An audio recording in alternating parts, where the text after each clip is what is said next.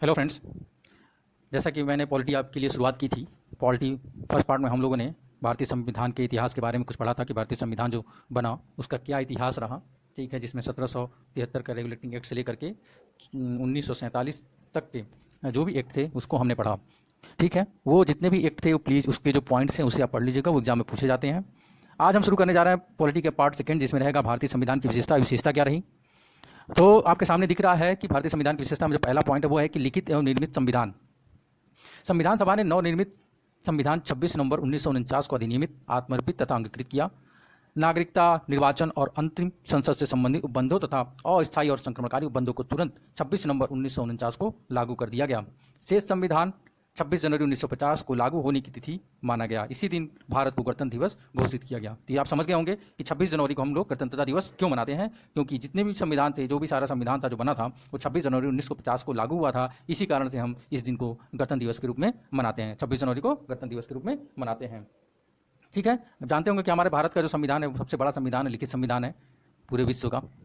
दूसरा पॉइंट वही दिया हुआ है। तो विश्व का सबसे बड़ा संविधान, भारतीय संविधान विश्व का सबसे बड़ा संविधान है। इस संविधान में केंद्र सरकार, राज्य सरकार, प्रशासनिक सेवाएं, निर्वाचन, प्रशासन आदि संबंधित सभी विषयों पर विस्तार से लिखा गया है। मतलब कोई पार्ट नहीं छोड़ा गया है, हर पार्ट को कवर किया गया है। केंद्र सरकार हो, राज्य सरकार हो, प्रशासनिक सेवाएं हो, निर्वाचन हो, प्रशासन हो, सभी सेक्टर को इसमें टच किया गया है और उससे रिलेटेड जो है संविधान बना है। प्रारंभ में मूल संविधान में 395 अनुच्छेद और 8 अनुसूचियां थी। ये क्वेश्चन पूछता है कि प्रारंभ में हमारे संविधान में कितने अनुच्छेद थे और कितने अनुसूचियां थीं। तो ये होगा कि हमारे संविधान में जो है 395 अनुच्छेद तथा 8 अनुसूचियां थीं। संविधान में निरंतर संशोधन होते रहने से संविधान के आकार में वृद्धि होती गई। ये आप जानते हैं, हमेशा कोई ना कोई अमेंडमेंट होता ही रहता है। अमेंडमेंट होने से क्या हुआ कि इसका जो आकार जो है वो बढ़ता ही चला जा रहा है। बहुत से उपबंध इसमें जोड़े गए तथा कुछ निष्कासित भी किए गए, बहुत सारे इसमें जोड़े भी गए, कुछ निकाले भी गए। 42वां संविधान संशोधन 1976 का जो है इसके आकार में विशेष रूप से वृद्धि की। ठीक है, जो 42वां संविधान संशोधन है उसको मिनी कॉन्स्टिट्यूशन भी बोलते हैं, कभी कभी क्वेश्चन पूछ देता है। तो 42वां जो संविधान संशोधन 1976 का था उसके द्वारा जो हमारे संविधान में कुछ ज़्यादा ही विस्तार हुआ। इसमें भाग 4A तथा 14A जोड़ेगा। हुआ क्या कि इतने साल 1947 में आज़ादी हो गई, 1950 में संविधान लागू हो गया। अब 1950 से 76 के बीच में हमने देखा कि हमारे संविधान में बहुत सारी कमियां भी थी। देखो जब हम कुछ करते हैं ना कुछ चीज़ें तो उस समय नहीं पता चल जाता है, वो कुछ दिन बाद पता चला अरे ये चीज़ रहेगी, ये चीज़ रहेगी, ये चीज़ रहेगी। तो उस अकॉर्डिंग जो है जब पहले फिर ये संविधान संशोधन हुआ 42वां, तो उसमें जो है विस्तार किया गया पूरा संविधान। प्रथम संविधान संशोधन द्वारा 9वीं तथा 92वीं संविधान संशोधन अधिनियम 1985 द्वारा 10वीं अनुसूची जोड़ी गई। ठीक है, ये कह रहा है प्रथम संविधान संशोधन द्वारा 9वीं तथा 52वें संविधान संशोधन अधिनियम 1985 द्वारा 10वीं अनुसूची जोड़ी गई। ठीक है, और ग्राम पंचायत और नगरपालिका विषयक 73वें 74वें संशोधन को 11वीं अनुसूची 12वीं अनुसूची में सम्मिलित किया गया है। वर्तमान में संविधान में 395 अनुच्छेद तथा 12 अनुसूचियां हैं। संविधान के बृहद आकार का परिणाम यह हुआ कि संविधान में निरंतर संशोधन करना पड़ा। 60 वर्ष में 95 संशोधन होना इसका प्रमाण है। इससे संविधान का स्थूल रूप निरंतर बढ़ रहा है। ठीक है, ये चीज़ आप समझ गए होंगे। तीसरा पॉइंट है संविधान की प्रस्तावना। संविधान में एक प्रभावशाली एवं प्रेरणा स्रोत प्रस्तावना है। यह प्रस्तावना संविधान के उद्देश्य या लक्ष्य निर्धारित करती है। प्रारंभ में प्रस्तावना को संविधान का अंग नहीं माना गया तथा इसमें परिवर्तन के लिए कोई प्रावधान नहीं रखा गया। इसे न्यायालय में परिवर्तन नहीं किया जा सकता, लेकिन जहां संविधान की भाषा संदिग्ध हो वहां प्रस्तावना में संशोधन किया जा सकता है। अतः यह संविधान का अंग है या नहीं, यह सदैव विवादास्पद रहा है। इस विवाद का निर्णय सर्वोच्च न्यायालय ने केशवानंद भारती बनाम केरल राज्य, ये देखिए इंपॉर्टेंट विवाद का निर्णय है ये, केशवानंद भारती 1973 का में किया गया। इसके द्वारा प्रस्तावना को संविधान का अंग माना गया। ठीक है, 1973 का जो केशवानंद भारती बनाम केरल राज्य था, इसके द्वारा प्रस्तावना को संविधान का अंग माना गया तथा निर्णय दिया गया कि इसमें संशोधन भी किया जा सकता है। देखो जब हमारा संविधान बना तब ऐसा नहीं था कि इसकी प्रस्तावना में संशोधन किया जा सकता था। ठीक है, उस समय ऐसा कुछ भी नहीं था। उस समय भी ये केस उठा था, देखो मुझे नाम नहीं याद आ रहा है, उसमें जो है कहा गया था कि जो है हमारे प्रस्तावना में जो है संशोधन नहीं किया जा सकता है। लेकिन बाद में कुछ और भी रीजन रहे जिसमें यह आया कि हमें जो है संविधान के जो प्रस्तावना है उसमें संशोधन किया जा सकता है। तो 42वां संविधान संशोधन 1976 द्वारा प्रस्तावना में संशोधन करते हुए समाजवादी, धर्मनिरपेक्ष, अखंडता शब्द जोड़े गए। ये हमेशा पूछता है, हमेशा का मतलब मैक्सिमम एग्जाम ये क्वेश्चन पूछता ही है कि जो 1976 का जो मिनी कॉन्स्टिट्यूशन था 42वां संशोधन, उसमें प्रस्तावना में कौन से 3 शब्द जोड़े गए? तो समाजवादी, धर्मनिरपेक्ष और अखंडता, ये 3 शब्द जोड़े गए थे। 3 पॉइंट हो गया। चौथा पॉइंट है भारतीय संविधान में विभिन्न संविधानों का समावेश। संविधान के स्रोत। भारतीय संविधान बनने से पूर्व संविधान सभा ने विभिन्न देशों के संविधानों का अध्ययन किया तथा स्वतंत्रता से पूर्व बने अधिनियमों, राष्ट्रीय कांग्रेस के प्रस्तावों का भी अध्ययन किया गया, जहां से जो बंद अच्छा लगा वह ले लिया गया तथा भारत संविधान में सम्मिलित कर लिया गया। इसके अतिरिक्त संविधान का पूरा मॉडल ब्रिटिश राज व्यवस्था को ध्यान में रखकर बनाया गया है। यद्यपि ब्रिटेन में अलिखित संविधान है, भारत ने वहां स्थापित परंपराओं को अपने अनुरूप संविधान में लिपिबद्ध किया है। देखो हमारे भारत ने जो संविधान बनाया वो ऐसा नहीं कि पूरा जो संविधान जो है अपने ही अकॉर्डिंग बना था, मतलब अपने अकॉर्डिंग तो बना था बट अन्य देशों से लिया गया था, ठीक है, अन्य देशों से कहीं से मौलिक अधिकार लिए गए, कहीं से DPSP लिया गया। तो संविधान जो है बहुत सारे देशों का जो है मिला हुआ एक रूप है जो हमारा संविधान बना हुआ है। बट ये है कि यहाँ जो संविधान हमने बनाया उसको हमने अपने अनुरूप ढाल लिया, कुछ फैक्ट्स वहाँ से हमने लिए बस। तो यह ब्रिटेन में अलिखित संविधान को ब्रिटेन का सबसे ज़्यादा लिया गया, पूरा ब्रिटिश कह रहा है, पूरा मॉडल ब्रिटिश राज व्यवस्था ध्यान रख के बनाया गया। और ब्रिटेन में क्या है, अलिखित है, जबकि भारत में क्या है, लिखित संविधान है। ठीक है, ये 4 पॉइंट हो गए। 5वें पॉइंट पे आते हैं। 5वां क्या रहा, कठोर तथा लचीलेपन का संविधान में समन्वय। संविधान में संशोधन प्रणाली के आधार पर संविधान 2 प्रकार का होता है, कठोर संविधान और लचीला संविधान। कठोर संविधान वो होता है जिसमें संविधान संशोधन की प्रक्रिया जटिल होती है। लचीला संविधान क्या होता है, लचीला संविधान वो होता है जिसमें संविधान संशोधन की प्रक्रिया सरल होती है। तो कठोर संविधान वो हो गया जिसमें संविधान संशोधन की प्रक्रिया इतनी आसानी से नहीं हो जाती है। जैसे अमेरिका का जो संविधान है बहुत ही कठोर है। वहाँ ऐसा नहीं है कि कोई भी संविधान मतलब कोई भी कानून आया उसको संशोधित कर दिया और कानून बना दिया गया, ऐसा नहीं है। वहाँ जो है होता वहाँ भी है, संशोधन वहाँ भी होता है, बट जो उसकी प्रक्रिया है वो बहुत ही जटिल है। और भारत की क्या है, वो लचीला है। लचीला संविधान वो होता है जिसमें संविधान संशोधन प्रक्रिया सरल होती है। तो हमारे भारत में जो है एक तरह से कह सकते हैं मिश्रित ही है, लचीला भी नहीं कह सकते, मिश्रित कह सकते हैं। हमारे भारत में जो है मिश्रित संविधान है, कुछ संविधान कठोर से भी संशोधन होते हैं और बहुत सारे संविधान जो है बहुत सारे संशोधन जो है बहुत आसानी से भी हो जाते हैं। भारतीय संविधान संशोधन के लिए 3 प्रक्रिया अपनाई जाती है। देखो भारतीय संविधान में संशोधन के लिए 3 प्रक्रिया अपनाई जाती है, वो क्या क्या है, बहुत इंपॉर्टेंट है, इसको ध्यान से आपको पढ़ना है। संसद के प्रत्येक सदन के साधारण बहुमत द्वारा, ठीक है, साधारण बहुमत से जो है हम जो है संविधान में जो भी संशोधन कर सकते हैं। तो साधारण विधेयक को पारित करने की प्रक्रिया अर्थात दोनों सदनों के उपस्थित तथा मतदान देने वाले सदस्यों के साधारण बहुमत द्वारा पारित होने के पश्चात राष्ट्रपति की अनुमति से पारित होता है। तो इसने क्या कहा, साधारण जो विधेयक होता है कैसा होता है, दोनों सदनों के उपस्थित तथा मतदान देने वाले, ये ध्यान देना है, उपस्थित तथा मतदान देने वाले सदस्यों के साधारण बहुमत द्वारा पारित होने के पश्चात राष्ट्रपति की अनुमति से पारित हो जाता है। इस प्रक्रिया द्वारा निम्नलिखित प्रावधान में जो साधारण जो बहुमत है उसके द्वारा ये पूछ देता है कि कौन कौन से, मतलब दे देगा कि ये साधारण बहुमत से पारित, मतलब उसमें संशोधन किया जा सकता है, नहीं किया जा सकता है, ये कानून संशोधन किया जा सकता है, नहीं किया जा सकता है। तो हम देखते हैं आगे क्या है। तो उसमें है पहला कि अनुच्छेद 2, 3, 4 नए राज्यों के निर्माण, राज्यों की सीमा परिवर्तन, राज्यों के नाम परिवर्तन। तो राज्यों के निर्माण में, राज्यों की सीमा के परिवर्तन में और राज्यों के नाम परिवर्तन में हम जो है साधारण बहुमत से जो है संशोधन कर सकते हैं। ठीक है, ध्यान में रखिएगा, ये बहुत ही इंपॉर्टेंट फैक्ट है। ये तो आपको कॉन्सेप्ट भी दिए जा रहे हैं, ये तो आप अपने एग्जाम में अगर रिटन कहीं आया तो आप लिख सकते हो, पूरा लगभग विस्तार ही है इसका। दूसरा पॉइंट है कि अनुच्छेद 169 किसी राज्य की व्यवस्थापिका में द्वितीय सदन विधान परिषद की रचना तथा उसका समाप्त किया जाना।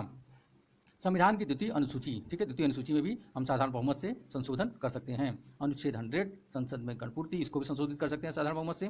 ठीक है, फिर अनुच्छेद 106 संसद सदस्यों के वेतन भत्ते, अनुच्छेद 105 संसद सदस्यों के विशेषाधिकार तथा उन्मुक्तियां, अनुच्छेद 118 संसद प्रक्रिया संबंधी नियम, अनुच्छेद 102 अंग्रेजी को संसद कार्य की भाषा संबंधी नियम, 120 था, 124 सर्वोच्च न्यायालय का संगठन तथा न्यायाधीशों की संख्या से संबंधित।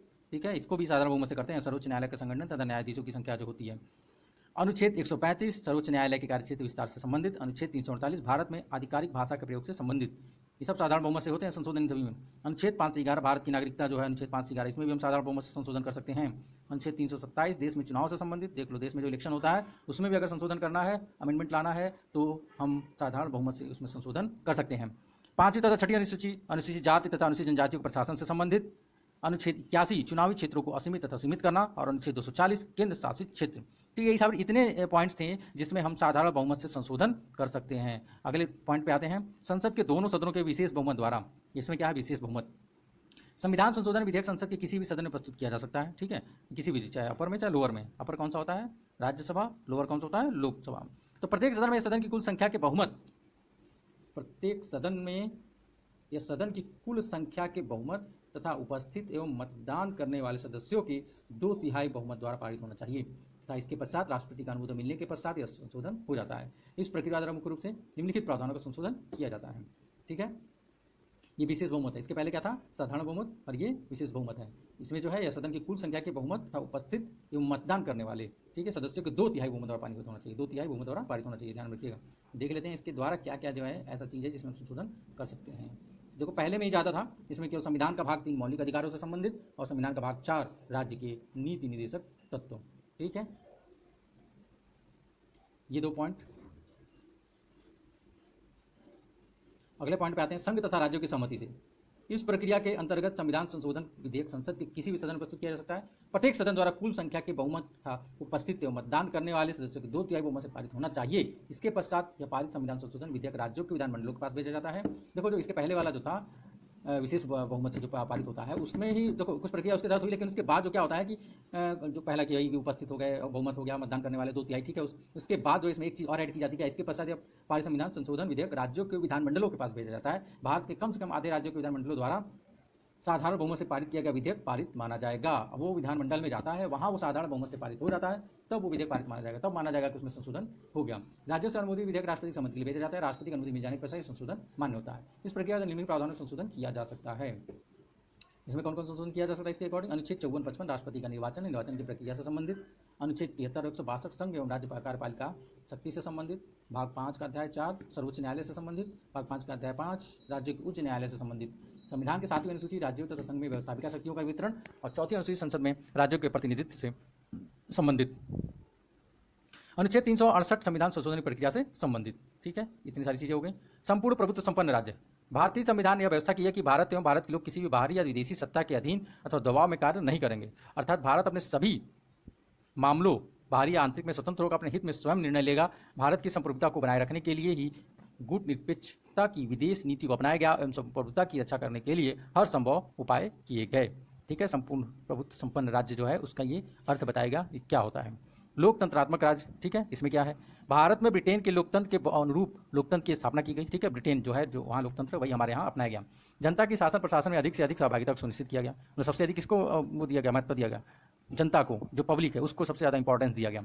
संविधान के निर्माताओं ने केवल राजनीतिक लोकतंत्र की स्थापना नहीं की, अपितु सामाजिक एवं आर्थिक लोकतंत्र की स्थापना का संकल्प भी लिया। ठीक है, राजनीतिक ही नहीं, सामाजिक और आर्थिक लोकतंत्र की भी स्थापना की। भारत में ऐसे लोकतंत्र की कल्पना की गई जिसमें कोई विशेष वर्ग नहीं होगा तथा सत्ता किसी विशेष वर्ग के हाथ में नहीं होगी। किसी को भी एक होता है ना हाई कमांड नहीं बनाया गया, सभी लोग बराबर ही होंगे और उसके अकॉर्डिंग जो है एक दूसरे के मतलब निर्णय दे सकेंगे।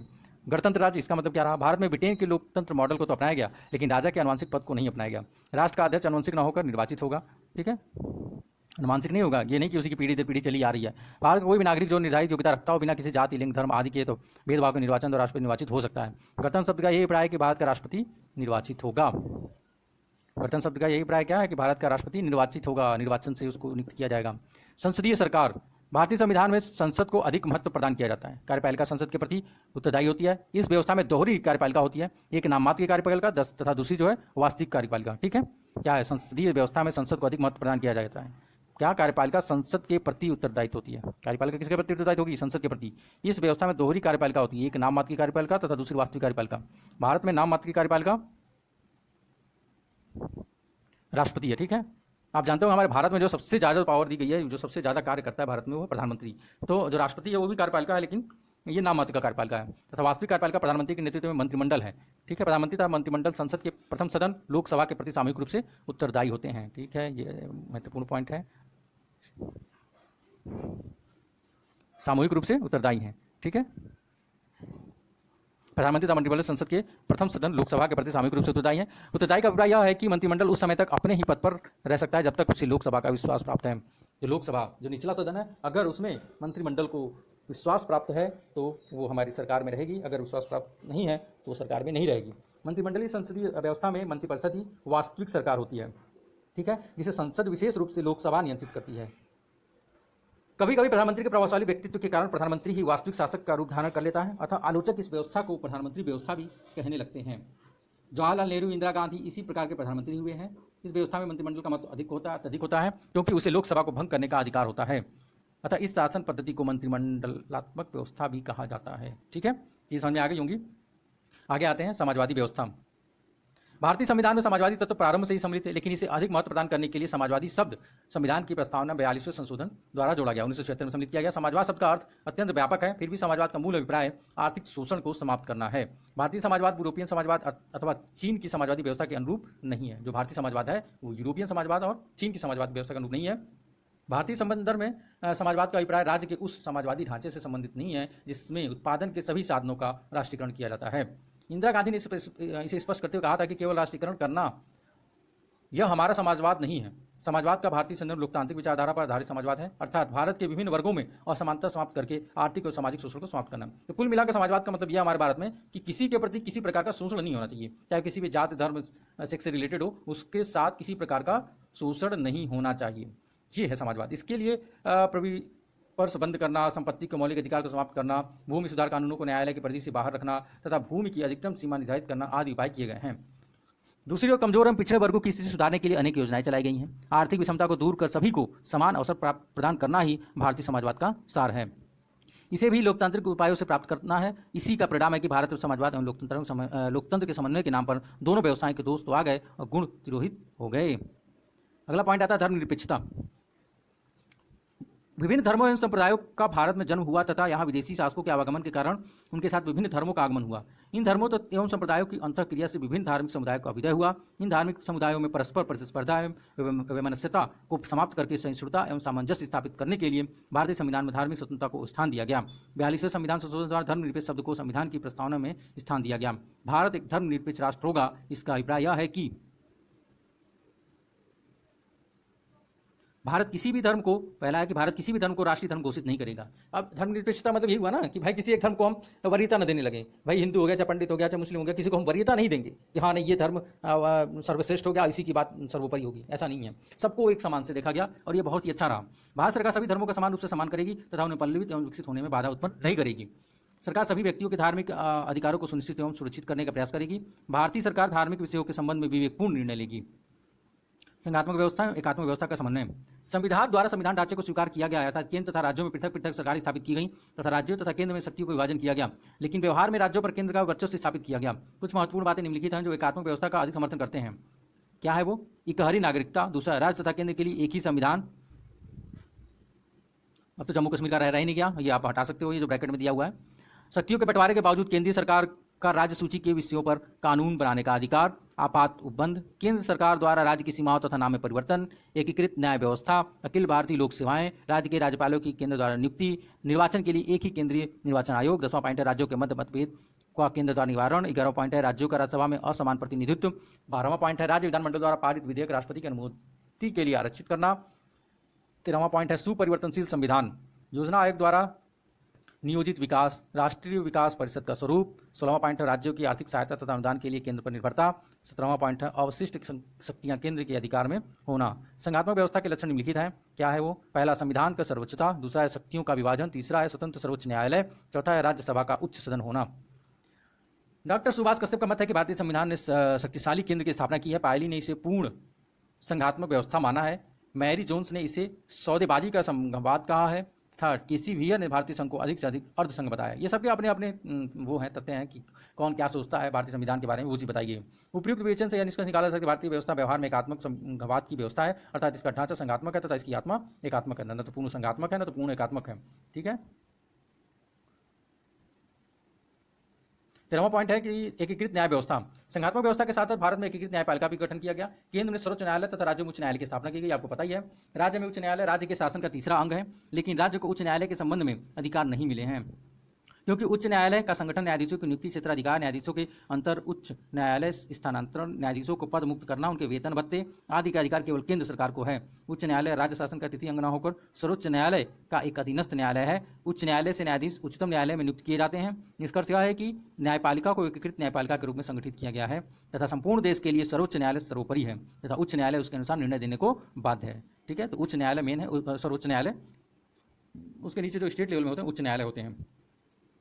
14वां पॉइंट है कि वयस्क एवं सार्वजनिक मताधिकार। भारतीय संविधान निर्माताओं ने सभी नागरिकों को मताधिकार देने का प्रावधान रखा है। जाति, लिंग, धर्म, शिक्षा, क्षेत्र, व्यवसाय, वार्षिक आमदनी, कर का भुगतान आदि के आधार पर मताधिकार देना स्वीकार नहीं किया।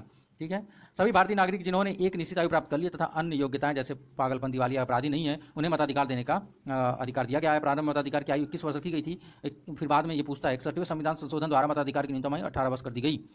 अतः वयस्क मताधिकार का अर्थ है वह भारतीय नागरिक जिसने कम से कम 18 वर्ष की आयु प्राप्त कर ली, मत देने का अधिकार है। सार्वजनिक का अभिप्राय किसी भेदभाव के सभी बिना किसी भेदभाव के सभी वयस्क नागरिकों को मत देने का अधिकार है। तो ये था आपके संविधान की विशेषता, आपने जो पूरी पढ़ ली, इसको जो है बढ़िया तरीके से तैयार कर लीजिएगा। इससे क्वेश्चन पूछे जाते हैं। इसके बाद हम प्रस्तावना तथा उद्देशिका के बारे में पढ़ेंगे।